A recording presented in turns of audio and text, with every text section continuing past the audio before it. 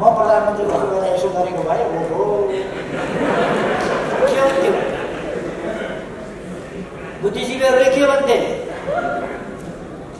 नागरिक समाज के भन्थ्यो?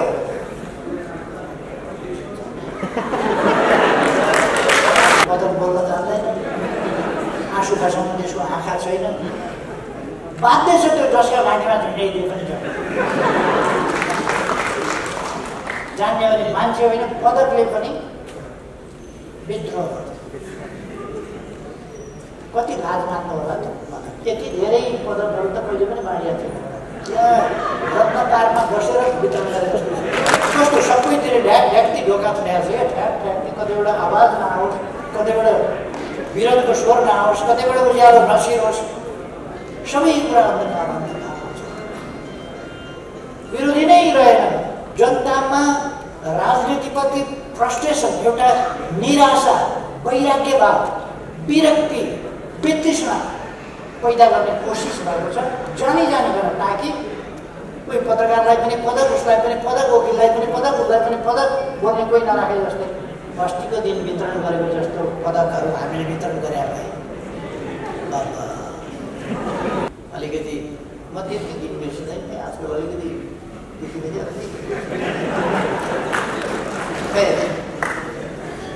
पदक 9 देखि 24 त्यहाँ उहाँ महासचिव छान्त पुष्पलालले अगाडिदेखि एउटा नीति लिइराख्नु भएको थियो। निरङ्कुश राजतन्त्र र निर्दलीय पञ्चायती व्यवस्थाका विरुद्ध लोकतन्त्रमा विश्वास गर्ने शक्तिहरू, लोकतन्त्र चाहने शक्तिहरू, निरङ्कुशतन्त्र विरोधी शक्तिहरू, निर्दलीयता विरोधी शक्तिहरू एक ठाउँ मिल्नुपर्छ र मिलेर सङ्घर्ष गर्नुपर्छ भन्ने नीति लिइरहनु भएको। तर पुष्पलालले पनि नेपाली काङ्ग्रेसलाई कन्भिन्स गर्न, सहमत गराउन सक्नु भएको थिएन। त्यसले नेपाली काङ्ग्रेसको एउटा प्रवृत्ति रह्यो, सुरुदेखि नै एउटा प्रवृत्ति रह्यो। 7 सालको आन्दोलनमा, सहयात्रामा कम्युनिस्ट पार्टी जत्रो हैसियत थियो त्यत्रोमा इमान्दारिताका साथ लाग्यो। 7 सालको आन्दोलन सकिएपछि 8 साल माघबाट त राणा प्रधानमन्त्री छैनदियाल बरु कम्युनिस्ट पार्टीले काम गर्न पाएको थियो। मन शमशेर प्रधानमन्त्री छैनदिया नेपाली काङ्ग्रेसका सभापति प्रधानमन्त्री हुने बित्तिकै नेकपामाथि प्रतिबन्ध लाग्यो। कम्युनिस्ट पार्टीले काम गर्न पाएन, त्यो अवैध, गैर कानुनी भनेर प्रतिबन्ध घोषणा गरियो। त्यसका काम कारबाही विचार त्यसले प्रकाशित गर्न, प्रसारित गर्न नपाउने।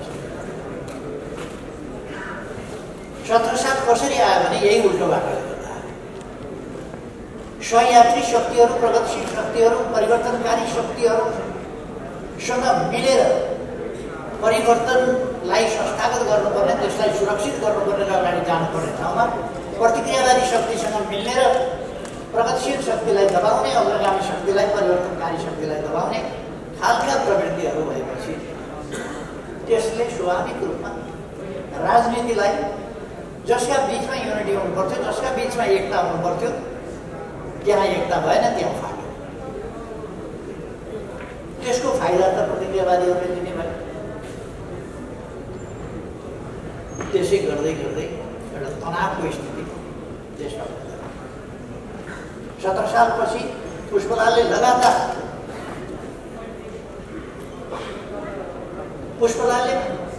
विघटित संसद जहाँ नेपाली काङ्ग्रेसको 2/3 छ, कम्युनिस्ट पार्टीको जम्मा 4 सिट छ, 2/3 भएको काङ्ग्रेसको पार्लियामेन्ट, त्यसको पुनर्स्थापनाको माग पुष्पलालले गर्नुभयो। तर कम्युनिस्ट काङ्ग्रेस मिलेर पुनर्स्थापना गरौँ पुष्पलालले गर्नुभयो। तर एकता सम्भव पुष्पलालले सक्नुभएको थिएन। तर पछि मदन भण्डारीले गणेश मानजीलाई कन्भिन्स गर्नुभयो, त्यसपछि किशोर ट्राइजीलाई कन्भिन्स गर्नुभयो। उहाँहरू कन्भिन्स भएपछि एउटा अनुकूल बाटो हुनु पर्यो, संयुक्त जनआन्दोलन र 46 सालको संयुक्त जनआन्दोलन त्यसरी भयो। नेकपा मालेको 4थो महाधिवेशनबाट पारित निरङ्कुशतन्त्र र निर्दलीयता विरुद्धमा वामपन्थी शक्ति र काङ्ग्रेस मिलेर संयुक्त आन्दोलन गर्नुपर्छ, शान्तिपूर्ण जनआन्दोलन गर्नुपर्छ, त्यसबाट निरङ्कुश तन्त्रलाई पनि ढाल्नुपर्छ, पञ्चायती निर्दलीयतालाई पनि फलाउनुपर्छ। यो कुरालाई साकार पार्नुपर्छ। यसबीचमा थुप्रै आन्दोलनदेखि, आन्दोलनलाई सफल पार्ने कुरादेखि, संविधान निर्माण गर्ने कुरादेखि, संविधानमा रहेका कमी कमजोरीहरूलाई इङ्गित गर्ने कुरादेखि, संसदीय निर्वाचन गराउनेदेखि, संसदलाई कसरी अगाडि लानुपर्छ भन्ने सम्मका, लोकतन्त्रका सवालमा, जनजीविकाका सवालमा, आर्थिक प्रगतिका सवालमा, सामाजिक प्रबन्धका सवालमा, राजनीतिक प्रणाली र व्यवस्था र त्यसको परिचालनको सम्बन्धमा, देशभक्ति र राष्ट्रियताको सम्बन्धमा, सामाजिक न्याय र समानताको प्रश्नलाई कसरी समुचित ढङ्गले हल गर्ने भन्ने सम्बन्धमा मदन भण्डारीले युगान्तकारी ढङ्गले विचारहरूको सिलसिला र श्रृङ्खला अगाडि सार्नुभयो। त्यसमा उहाँले विचार मात्र प्रस्तुत गर्नु भएन, उहाँको एउटा कला र क्षमता के पनि थियो भने उहाँले जे विचार, सही विचार निर्माण गर्ने, देश र जनताप्रति इमान्दार रहेर सोच्ने र त्यसबाट सही विचार र निष्कर्षहरू निकाल्ने, ती विचारहरूलाई अत्यन्तै प्रभावकारी ढङ्गले लिखत मार्फत र वक्तव्य मार्फत सम्प्रेषण गर्ने, सम्प्रेषण असाध्यै प्रभावकारी ढङ्गले र सही ढङ्गले निष्कर्ष निकाल्ने। संविधान जारी हुने बित्तिकै 23 गते संविधान जारी भयो, तर 25 गते होला खुल्ला मञ्चमा सभा भयो। 47 साल कार्तिक 23 गते संविधान जारी भयो, 25 गते खुल्ला मञ्चबाट बोल्दाखेरि मदन भण्डारीले 27 वटा आफ्ना टिप्पणीहरू, यो कुरा संविधानमा कमी छ, यो सच्याउनुपर्छ भनेर राख्नुभयो। त्यो कुरा 63 साल जेठ 15 गते आइपुग्दा, जेठ 4 गते आइपुग्दा ती कुराहरूलाई पुनर्स्थापित संसद चाहिँ पछि महसुस गर्न पर्यो र त्यसअनुसार ती कुराहरूलाई संविधानमा स्वीकार्य हुनुपर्छ भनेर प्रस्ताव पारियो। मदन भण्डारीका एउटा सुखद सम्यक पनि छ। मदन भण्डारीका सामाजिक न्याय, समानता र महिला अधिकार सम्बन्धी प्रश्नहरूलाई मदन भण्डारीको श्रीमती आउने हो कि, तर एउटा संयोग के भने विद्या भण्डारीजी जो मदन भण्डारीको श्रीमती पनि हुनुहुन्छ, उहाँले नै संसदमा, पुनर्स्थापित संसदमा पेश गर्नुभयो 4 वटा मुद्दामा पेश गर्नुभयो, सर्वदलीय सहमति जुटाएर र 33% महिला सहभागिता, महिलाहरूका अन्य अधिकारका पक्षहरू, अंश आदिका अधिकारका पक्षहरू जस्ता कुराहरू उहाँको नेतृत्वमा नै त्यो पक्षलाई अगाडि बढायो। 10 दिनपछि संविधानमा स्थान पायो र संवैधानिक ढङ्गले आज हामी समानताको दिशामा 1/3बाट प्रारम्भ गरेर अगाडि बढ्दैछौँ। मैले धेरै भनिरहनु पर्दैन। मदन भण्डारीले नेपाली समाजको स्थिति के हो, यसलाई कसरी अगाडि बढाउनुपर्छ, पुराना शब्दावलीहरू घोकेर रटेर तिनको पुनरोक्ति गरेर, तिनको उच्चारण र उद्धरण गरेर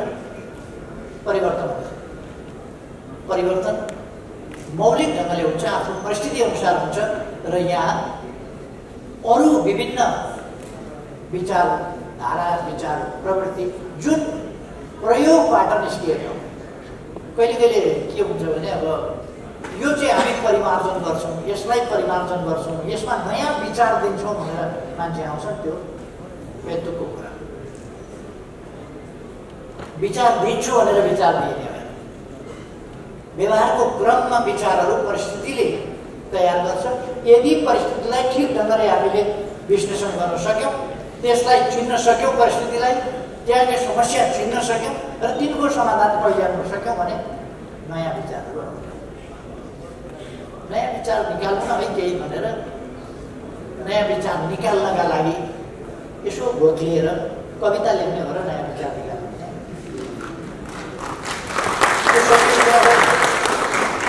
एउटा युगले माग गरिराखेको हुन्छ र त्यस मागलाई सम्बोधन कसरी गर्न सकिन्छ त्यहाँबाट मात्रै विचार।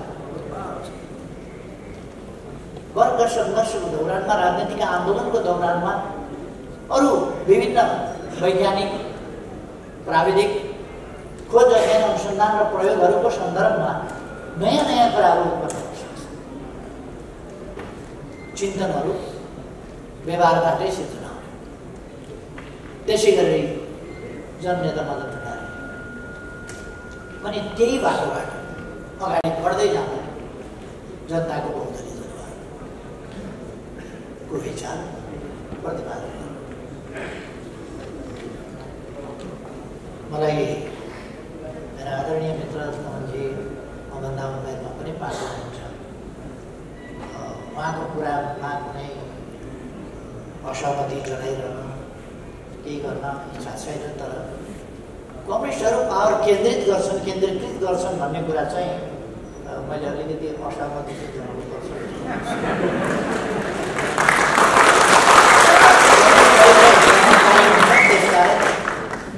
फाटो हुन्छ भने फाटो विचारको पछौटे 15 आत्मकेन्द्रित प्रवृत्तिबाट हुन्छ। आफ्नो स्वार्थमा केन्द्रित हुने, देशको जनताप्रति केन्द्रित नहुने कुराबाट प्रकट हुन्छ। कसरी हुन्छ? आफ्ना स्वार्थमा केन्द्रित भयो भने नेपाली कङ्ग्रेसभित्र 8 सालबाट एउटा चर्को आवाज हुन्छ। एउटा व्यक्तिले 2टा महत्त्वपूर्ण पद, मातृका प्रसाद कोइराला सभापति, प्रधानमन्त्री पनि भएपछि सभापति र प्रधानमन्त्री एउटै हुनु हुँदैन भन्ने जोरदार माग, चर्को माग उठ्यो, जसको अगुवाई बिपी कोइरालाले। पछि बिपी कोइराला प्रधानमन्त्री पनि हुनुभयो, सभापति पनि हुनुभयो। नेतृत्व एउटैले गर्नुपर्छ, नत्र पनि कन्ट्राडिक्सन हुन्छ भन्ने पनि उहाँले नै तर्क दिनु। त्यस कारण यो राजनीतिका तर्क भनेको कहिले यता फर्किया हुन्छ, कहिले यता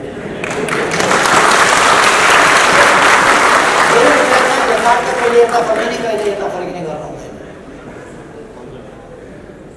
हामी कहाँ कुनै प्रकारको आइडियोलोजिकल प्रेजुडिस, वैचारिक आग्रह, पूर्वाग्रह जस्ता कुराहरूबाट हामी हिँड्यौँ भने पूर्वाग्रहले हामीलाई कहिले पनि सही निष्कर्षमा पुर्याउन सक्दैन। त्यस कारण सही निष्कर्षमा पुग्ने हो भने हामी पूर्वाग्रह प्रयोग।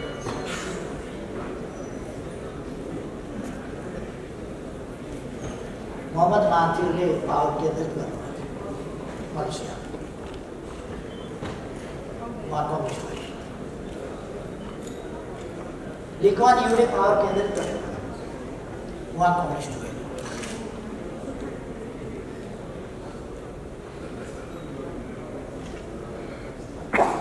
हामीले त पावर केन्द्रित त गरेनौँ।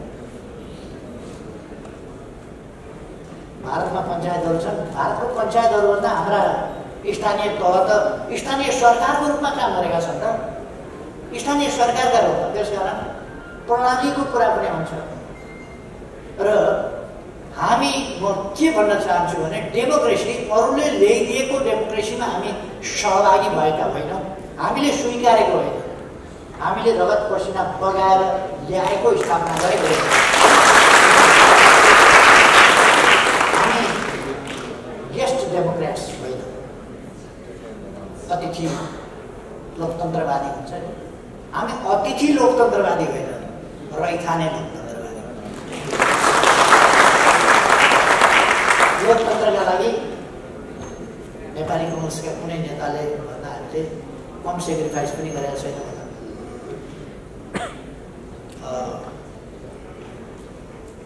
त्यसो भएर नेपाली कङ्ग्रेसले कम सेक्रिफाइस गरेको छ म भन्दिनँ, नेपाली कङ्ग्रेसले पनि सेक्रिफाइस गरेको छ।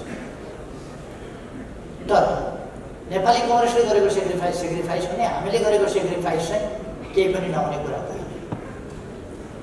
नेपालको डेमोक्रेसीलाई सेप दिने कुरामा, आकार दिने कुरामा, त्यसलाई यस्तो हुनुपर्छ डेमोक्रेसी भन्ने कुरामा नेकपा एमाले जुन डेमोक्रेसीको प्रारूप अगाडि सारेको छ त्यो प्रारूपसँग कम्पिट गर्ने प्रारूप त्यो खाका त्यो चिन्तन अरू कुनै पार्टीसँग अहिलेलाई छैन।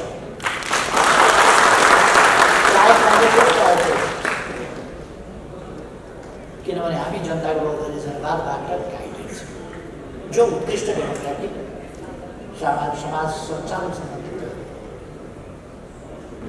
स्वस्थ बहुदलीय स्वस्थ प्रतिस्पर्धात्मक प्रणाली हामी भन्छौँ। यो कसैले हामीलाई सिकाइदिएको अथवा ट्याक्टिकली एकछिनका लागि हामीले यसलाई मान्नु नभने त्यसलाई म भन्न चाहन्छु हामीमा कुनै कन्फ्युजन रहनु हुँदैन कि पुराना कहीँका कुरा सुनेर कहीँका प्रयोग सुनेर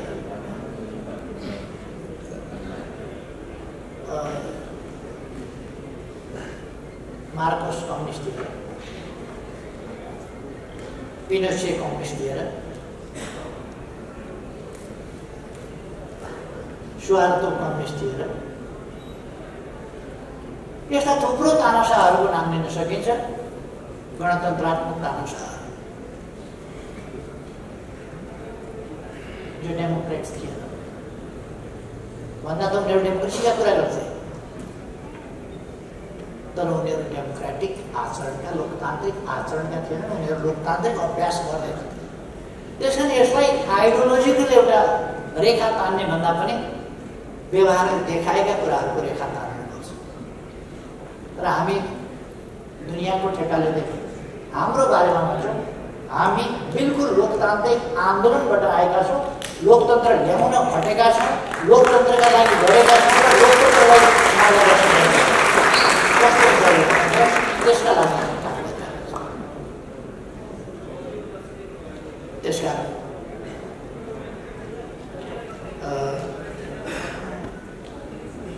नेपालमा फुटको एउटा नराम्रो श्रृङ्खला छ। यो नेपाली कङ्ग्रेसभित्र पनि पटक पटक फुटहरू भए, पटक पटक फुटहरू भए। नेपाली कङ्ग्रेसभित्र पनि कम्युनिस्ट पार्टीभित्र पनि फुटहरू भए। एकपल्ट त फुटको यस्तो भइसक्यो, आन्दोलन नै नेपालमा यस्तो भइसक्यो। 17 सालपछि खास गरेर 18 सालमा एकपल्ट काङ्ग्रेसले राजाका विरुद्ध आन्दोलन अलिक सशक्तै ढङ्गले गर्न खोज्यो तर निरङ्कुश तन्त्रको दमन यस्तो चाकली भयो नेपाली कङ्ग्रेसले थाम्न सकेन र नेपाली कङ्ग्रेस त्यो दमन थाम्न नसकेर कतिपय जेलमा, कतिपय मारिए, कतिपय निर्वाचनमा त्यो स्थितिमा कङ्ग्रेस पुग्यो। कम्युनिस्ट पार्टी टुक्रा टुक्रामा विभाजित भएर ससाना टुक्रा र डिफर्म्ड हालतमा त्यस हालतमा विघटित हालतमा लगभग कम्युनिस्ट पार्टी पुग्यो। त्यस बेला अहिलेभन्दा 50 वर्षभन्दा अगाडि त्यस बेला हामीले नै एउटा नयाँ एकता, नयाँ पार्टी निर्माण, नयाँ एउटा आन्दोलनकारी परिवर्तनकारी विचार त्यसको सुरुवात र एउटा आत्मविश्वासको सुरुवात गरेका थियौँ। हामीले त्यस बेला आफूलाई ठुलो कुरा केही गर्यौँ। हामीले आफूलाई एउटा सानो विद्रोहको झिल्को भन्यौँ जसलाई झापाको झिल्को भनेर सानो झिल्को तर झिल्को यो फैलिन सक्छ र फैलिन्छ। अहिले यो झिल्को यो फैलिन्छ। हाम्रो भविष्यवाणी 100% सही रहेछ। जति दमन गरे पनि जे गरे पनि त्यो झिल्को चाहिँ देशव्यापी मात्रै होइन। अहिले म भनिराखेको छु नेपाल व्यापी मात्रै होइन नेकपा एमाले, नेपाली व्यापी छ। जहाँ छन् नेपाली त्यहाँ छ।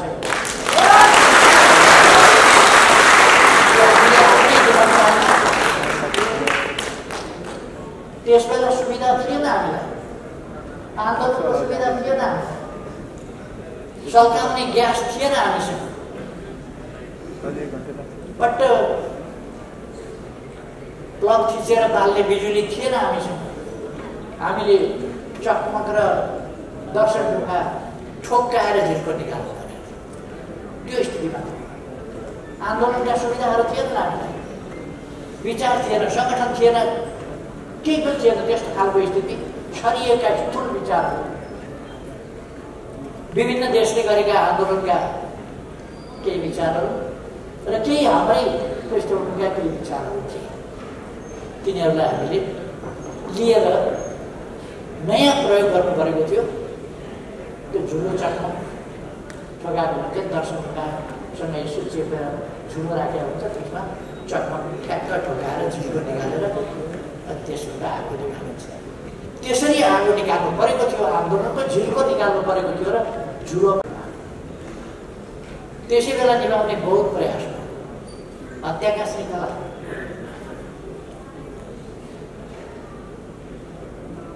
त्यसरी विभत्स दमनको, गैर कानुनी, अमानवीय त्यस्तो दमनको श्रृङ्खला जेलबाट निकालेर 5 जना नियन्त्रणमा लिएपछि मार्न पाइँदैन भन्ने इन्टरनेसनल प्रचलन हो।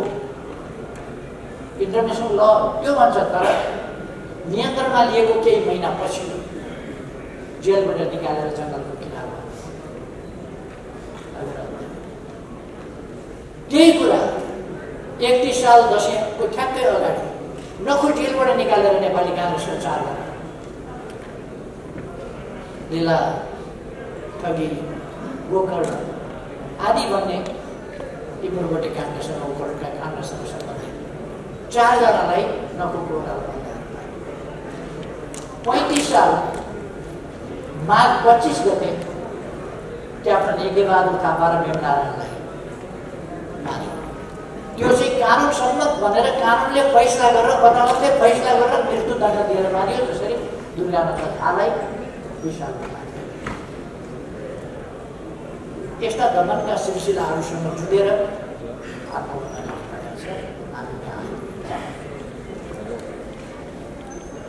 हाम्रो विकासमा अरू थुप्रै कुराहरू पनि होला, तर मदन भण्डारीका नवीन सोचहरू, समयानुकूल सोचहरू, लोकतन्त्र पोलिटिकल डेमोक्रेसी मात्रै होइन, पोलिटिकल फ्रिडम्सका कुरा मात्रै होइन,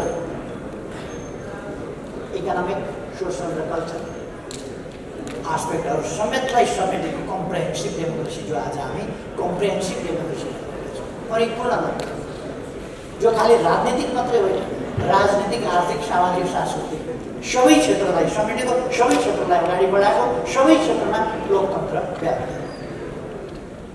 यो ढङ्गले हामी अगाडि बढाउने। यो जनता मदन भण्डारीको अस्थायी घटनाक्रमहरू देखा परेका छन्। अस्थायी घटना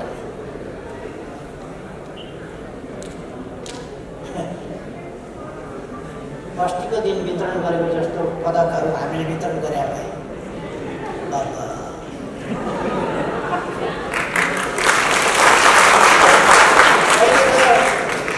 निर्णय खारिज गर्ने अदालतलाई पनि वितरण गरिदिएको छ, कसले खारिज गर्ने, बहस गर्ने वकिललाई पनि वितरण गरिदिएको छ, कसले बहस गर्ने, विरोधमा बोल्ने टेलिभिजन, अखबार आदि इत्यादिलाई पनि वितरण गरिदिएको छ। ती पनि चुपचाप कस्तो सबैतिर ढ्याक्ती ढोका छुट्याएको छ। ठ्याक ठ्याक्ती कतिवटा आवाज नआओस्, कतिवटा विरोधको स्वर नआओस्, कतिवटा उज्यालो नसिरोस्, सबै कुरा अन्धकार हुन्छ। विरोधी नै रहेन। हामीलाई कुनै टाउको दुख्या होइन। यति धेरै पदकहरू त कहिले पनि मारिएको थियो। त्यहाँ रत्नतारमा बसेर वितरण गरे जस्तो छ।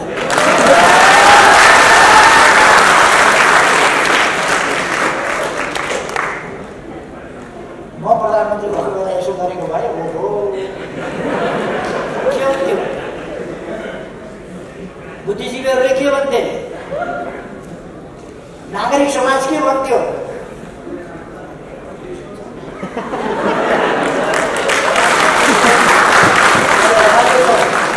सब चुपचाप छ, शान्त छ, शान्त छ।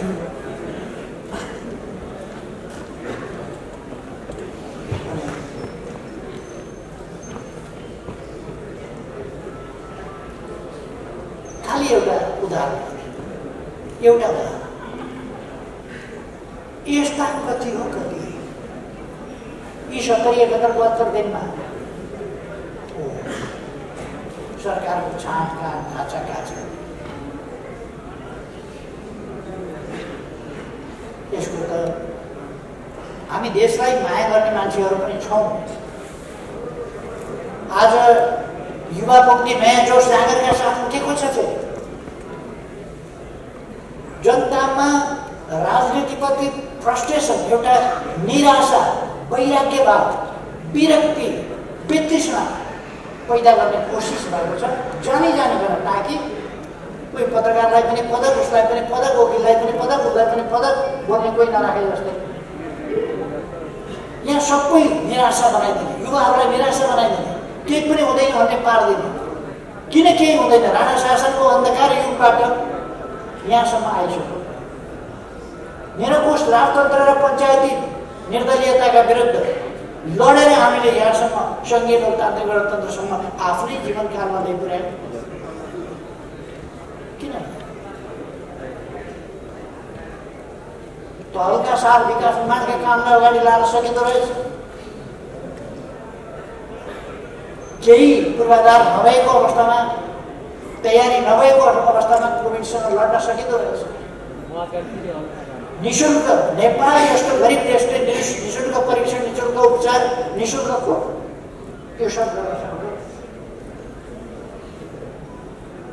त्यसभन्दा अगाडि विकासको रफ्तार कस्तो थियो? अहिले पनि रफ्तार एक ढङ्गले छँदैछ। जो ठेक्का लागेको छ कामहरू अगाडि बढिरहेको छ, गर्न सकिँदो रहेछ। अलिकति दिउँसै पनि ग्रहण लाग्यो भने त्यतातिर हेर्दै नहेरे पनि हुन्छ नि। ग्रहण लाग्यो भने ग्रहणतिर नहेर्नु हुन्छ होइन? अहिले ग्रहण लागेको छ, यो ग्रहणतिर धेरै हेर्ने काम छ।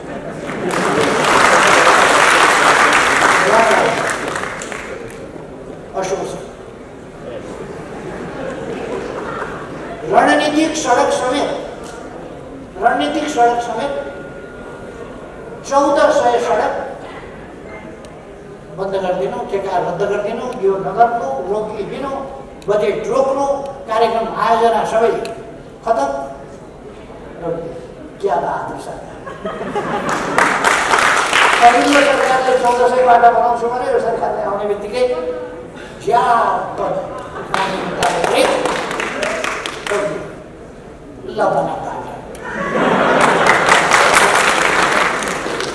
को पूर्ति एकै सरकारमा खतम पार्ने 1400 बाटा एकैचोटि। अहिले थाहा लाग्छ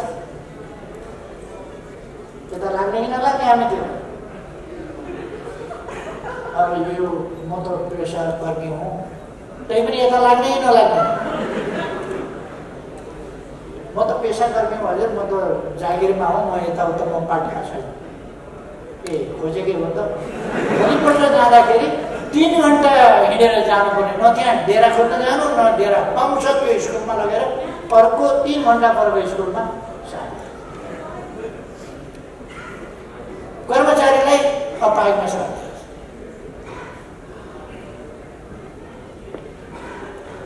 रातमा बच्चा छ महिला, रातमा बच्चा भएको महिलालाई जागिरबाट खानै नसक्ने गरी अर्को दुर्गम ठाउँमा साथ दिन्छ। वाह लोकतन्त्र!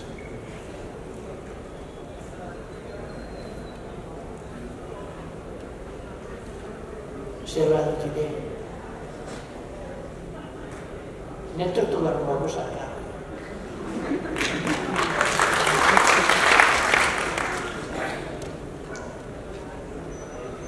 यसमा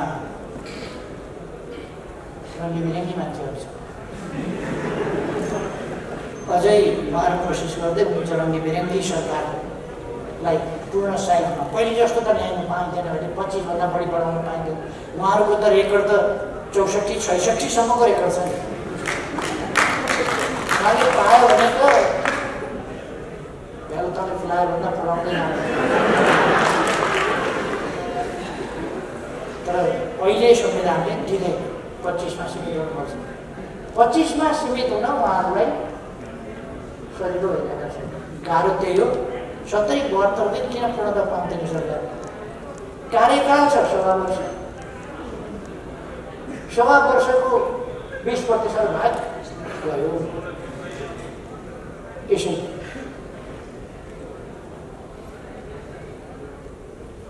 सारी चिन्ता हो। देशको बहुमूल्य समय बर्बाद हो, चिन्ता हो। दुरुपयोग हो, चिन्ता हो। पदक मैले अस्तिका दिन बोल्दा भने पदक यदि बोल्न जान्थ्यो भने त्यसका आँखा हुन्थे र आँसु त्यसका आँखा हुन्थे भने बरबर बोल्थ्यो। बोल्न जान्थ्यो भने त्यसले नारा लगाउँथ्यो। के तमासा गर्यो के गर्यो, पदक बोल्न जान्दैन, आँसु खसाउनु त्यसको आँखा छैन, बाध्य छ त्यो जसका घाँटीमा झुन्ड्याइदिए पनि जान्ने भने मान्छे होइन पदकले पनि विद्रोह गर्छ। कति लाज मान्नु होला त्यो पदक।